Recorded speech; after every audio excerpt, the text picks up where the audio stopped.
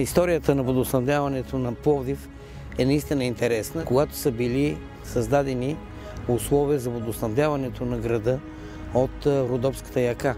Оттам с два водопровода, които са се обединявали в днешния квартал Коматево, водите са тръгвали по общ водопровод до Стария град. Целият водопровод е с дължина 22 км. Водоснабдителните мрежи са били под формата на аквадукти, част от които ние можем да видим и в днешно време. Красиво е било, много трудно изпълнимо, като водата идвала наистина от Родопите. Естествено, били са малки водните количества, които са стигали за тогавашното население на града.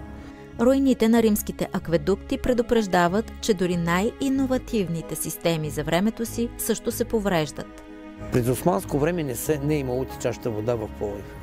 Имало е на много малко места изградена мрежа от богати пловдивчани, които са били в Стария град. Там са имали кладенци и от кладенците наистина са вадили вода и си доставили такива водни количества, но като цяло мрежа за водоснабдяване не е имало града. Това е малко парадоксално, тъй като по римско време е имало такава мрежа. В по-късен етап тя вече не е съществувала, но това е. Към 1910 година започва да се чувства недостиг на вода. Започва търсене на нови водоизточници. По-късно в годините са създадени 4-те помпени станции на града. Сега водното дружество на Пловдив поддържа 478 км канализационна мрежа в Пловдив и 765 км в околности.